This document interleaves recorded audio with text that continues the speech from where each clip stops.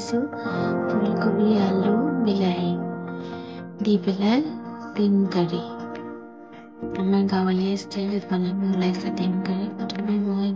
ডিমকেইটা দি পেলাই অলপ সিজাই ল'বলৈ ওলাইছোঁ। গেছতে বনাইছোঁ ফাৰ্ষ্টে ধুনীয়াকৈ দি পেলাই নিমখ অকণ দি দিলে বেছি ভাল হয়, কাৰণ বস্তুটো তেতিয়া ফাটি নাযায়। সেইকাৰণে মানে নিমখ অকণ দি লোৱা হয়। ধুনীয়াকৈ উতল অহাৰ পিছত ডিমকেইটা ধুনীয়াকৈ কাঢ়ি পেলাই ঠাণ্ডা পানীত থৈ দিলোঁ। ঠাণ্ডা পানীত থ'লে মানে গুচাবলৈ বেছি ভাল হয়, বাকলিকেইটা গুচাবলৈ বেছি ভাল হয়। সেইকাৰণে ঠাণ্ডা পানীত দি থ'লোঁ আৰু অকণমান সময় থোৱাৰ পিছত আৰু সেই গৰম পানীখিনিতে মই ফুলকবি আৰু আলুটো সিজাই পেলাই পানীটো পেলাবৰ কাৰণে অলপ টাইম গৰম পানী আৰু গৰম পানীটো ফুলকবি আলুখিনি থৈ দিলোঁ। তাৰপিছত সেই ডিমকেইটা ঠাণ্ডা পানীত থৈ দিছোঁ। ডিমকেইটা ধুনীয়াকৈ তালৈকে এনেকৈ বাকলিটো উলিয়াই দি অলপ ফাটি যোৱা নিচিনাকৈ থৈ পেলাই অকণমান সময় পানী থৈ দিলোঁ। থৈ দিলে মানে কি হয়, বাকলিটো গুচাবলৈ ভাল হয় ডিমৰ বাকলিটো। নহ'লে যে ডিম গুচাওঁতে যে তাৰ মানে ওপৰৰ হেৰিটো বাকলিটো গুচি আহে ন। সেইকাৰণে মই অকণমান সময় এনেকৈ ঠাণ্ডা পানীত এনেকৈ অকণমান ঢাকনি দিলে বাকলিকেইটা ফাটি এনেকৈ থৈ দিওঁ। থৈ দিলে তেতিয়া বাকলিটো গুচাবলৈ বেছি ভাল হয়। এনেকৈ থোৱাৰ পিছত অকণমান সময় থোৱাৰ পিছতে মই ধুনীয়াকৈ বাকলিকেইটা গুচাবলৈ আহিলোঁ। লগতে মই বেলেগ কামো কৰি আছিলোঁ, সেইকাৰণে অকণমান সময় ৰখি বস্তুকেইটা কৰিবলৈও মোৰ সুবিধা হয় যিহেতু, গতিকে ধুনীয়াকৈ বাকলিকেইটা গুচাব পাৰিলোঁ। তেনেকৈ অকণমান টাইম পানীত থৈ দিলে বাকলিটো গুচাবলৈ সহজ হৈ পৰে।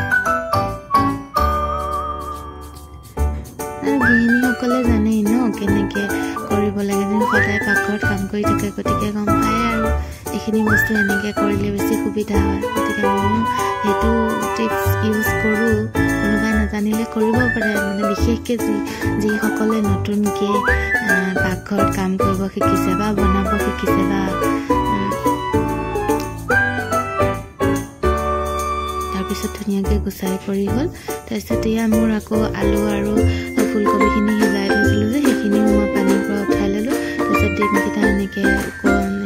চুৰিখনে অকণমান আগ এটা মাৰি ল'লোঁ। তেতিয়া মানে কি হালধি নিমখটো সানিলে ভিতৰত সোমাই যায়, ভাল হয় আৰু। তাৰপিছত এয়া ল'লোঁ মই আলু, পিঁয়াজ আৰু বিলাহী, নহৰু, আদা। এয়া মই অঙঠাতে অলপ সেকি লৈছোঁ, পুৰি লৈছোঁ আৰু মানে এনেকৈ পুৰিলে এখনেদি পুৰিলে বেছি ভাল হয়, কাৰণ মানে অঙঠাটো লাগি নধৰে আৰু ছাইটো লাগি নাথাকে। গতিকে মানে ইয়াত পুৰিলে বেছি সুবিধা হয়। মই ইয়াতে দি পেলাই পুৰিলোঁ। পুৰি পেলাই ধুনীয়াকৈ ইমান সময় লাগিছে পুৰোতে, সময় লাগে আৰু।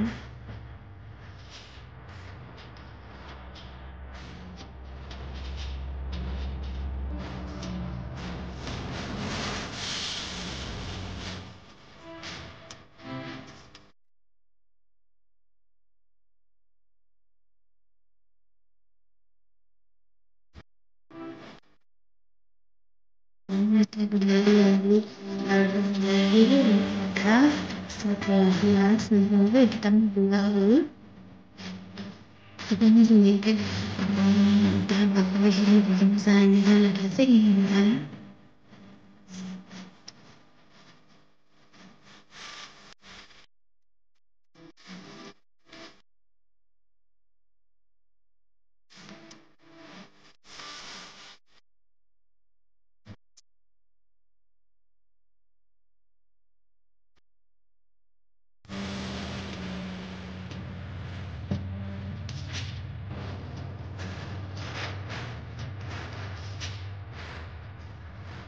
যে পুৰি হৈ গ'লে লৈ আহিলোঁ,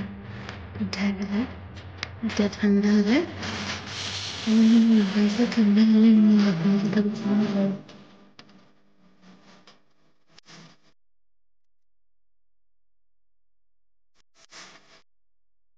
ঠাণ্ডা যিটো অকণমান গৰম হৈ আছে আৰু ঠাণ্ডা হোৱা নাই ধুনীয়াকৈ মচলা চাই আছো জুখি মিলাই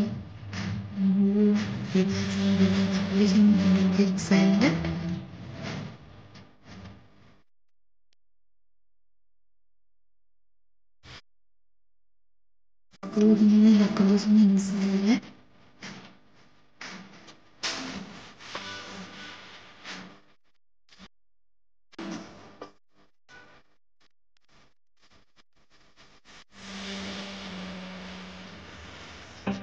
তাৰপিছত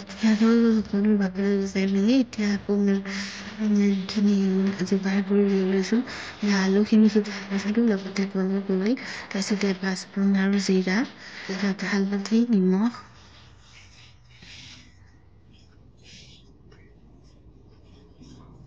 বিলাহী পিঁয়াজ নহৰু আদা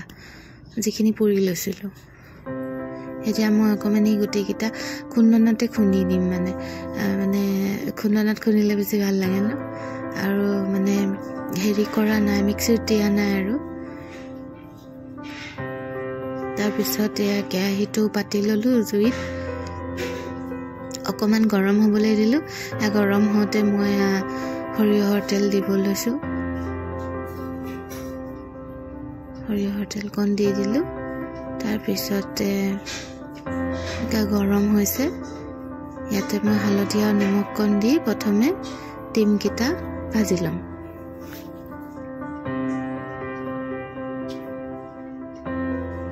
ইয়াতে এতিয়া ডিমকেইটা দি দিলোঁ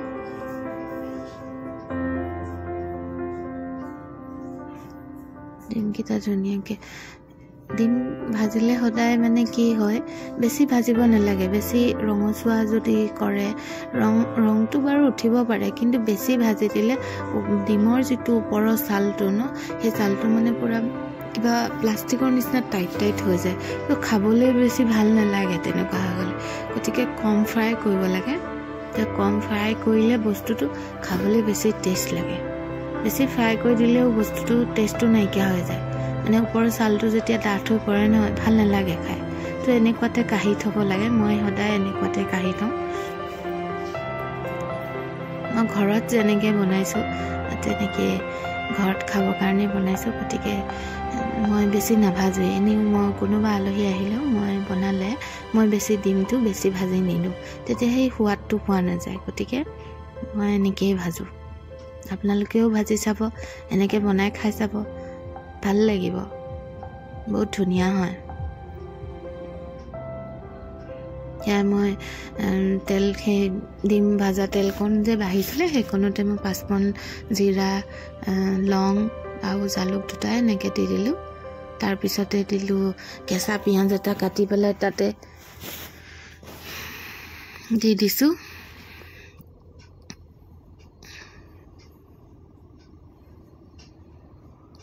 তাৰপিছত অকণমান সময় লৰাই দিম পিঁয়াজকণ যেতিয়া অকণমান ৰঙচুৱা নিচিনা হ'ব সেই যে খুন্দি থৈছিলোঁ মই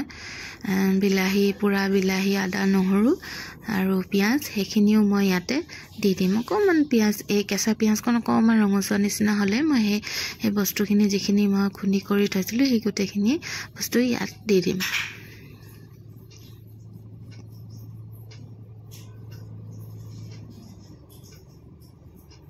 জুইত বনোৱা বস্তুটো খাই বহুত ধুনীয়া লাগে বহুত ধুনীয়া সোৱাদ উঠে ভালো লাগে খাই ঠাণ্ডা দিনত বিশেষকৈ জুইত বস্তু বনাই খাই বেছি ভাল লাগে গৰম দিনততো মানে অলপ দিগদাৰ হৈ যায় গৰমটো বেছি হয় জুই তাপটো বেছি লাগে যে সেইটো কাৰণে এতিয়া মই ইয়াতে দি দিলোঁ খুন্দি থোৱা আলু বিলাহী পিঁয়াজ আৰু আদা নহৰু পেষ্ট কৰি যে লৈছিলোঁ সেইখিনি ইয়াতে দি দিলোঁ দি পেলাই ধুনীয়াকৈ অকণমান সময় লৰাই দিম খুন্দনাত খুন্দিছোঁ যে বিলাহীটো অকণমান মানে হেৰি হৈ আছে আৰু ভালকৈ মানে খুন্দা যোৱা নাই যি কি নহওক কণী সিজি গ'লে সেইখিনি এনেই গলি যাব বাৰু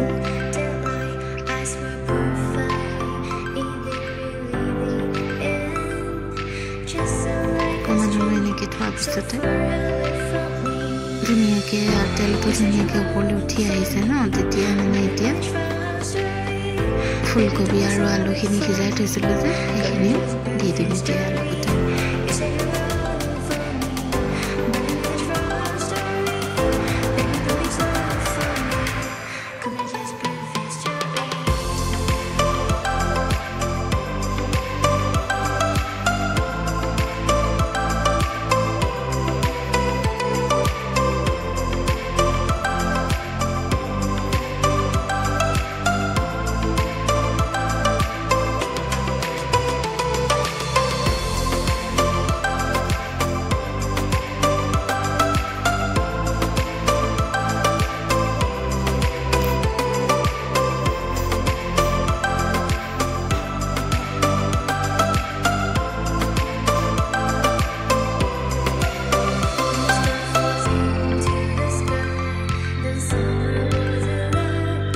তাৰপিছতে ফুলকবি আলু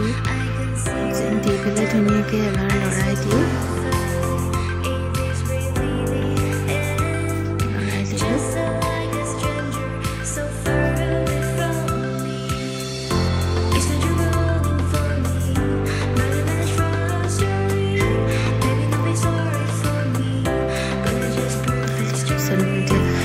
হালধি আৰু নিমখ দিলোঁ আৰু ইয়াত জলকীয়া গুড়ি আৰু গৰম মছলা অকণমান দি দিছোঁ আৰু বেলেগ মছলা মই একো দিয়াই নাই এতিয়া মই ধুনীয়াকৈ অকণ লৰাই পেলাই গৰম পানী অকণ দি দিলোঁ জোখমতে দিলেই হ'ল আৰু নিমখটো নিজৰ জোখত দি ল'ব জ্বলা আৰু মছলাটো নিজৰ জোখতে দি ল'ব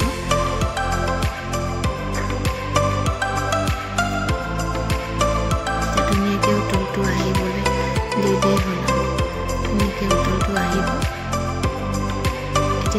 উতলটো আহিল আৰু আমাৰ কাঢ়ি পূৰা ডাঠ হৈ গৈছে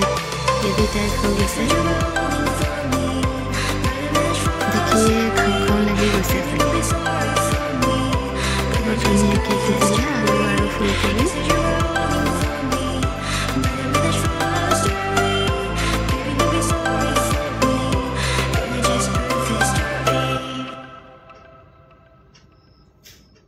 ধুনীয়াকৈ অকণমান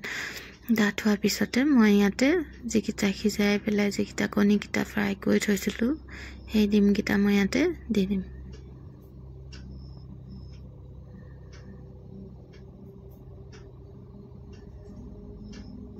এতিয়া ধুনীয়াকৈ গ্ৰেভি হোৱাতে মই ডিমকেইটা দি 5 মিনিট সময় থৈ দিম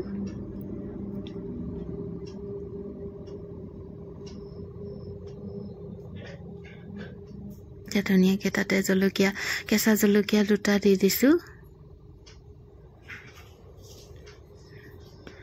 জ্বলা বেছি খালে দিব পাৰে বেছিকৈও দিব পাৰে 2-3টা 4টা এনেকৈ দি দিব পাৰে আপোনালোকে মই আমাৰ ঘৰত ইমান খোৱা নহয় যিহেতু জ্বলা গতিকে জ্বলাটো কমকৈ দিছোঁ 2টাহে দিছোঁ আৰু এইকণ এতিয়া ধুনীয়াকৈ কাঢ়িব পৰা হৈ গ'ল গতিকে এতিয়া আকৌ ভাত বাঢ়ি ইয়াতে ধুনীয়াকৈ ডিম কাঢ়ি দি দিছোঁ কাঁহীখন সজাই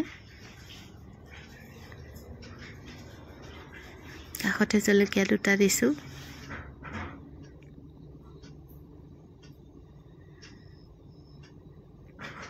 আৰু ইয়াৰ চাটনিটো বিলাহী পালেং ধনিয়া দি বনাইছিলোঁ খাবলৈ বহুত ধুনীয়া হৈছিলে আপোনালোকেও ঘৰত এনেকৈ বনাই খাব আৰু মোৰ ভিডিঅ'টো সম্পূৰ্ণকৈ চোৱাৰ কাৰণে বহুত বহুত ধন্যবাদ আপোনালোকক আৰু মোৰ চেনেলটো ফ'ল' কৰিব আৰু ছাবস্ক্ৰাইব কৰি দিব থেংক ইউ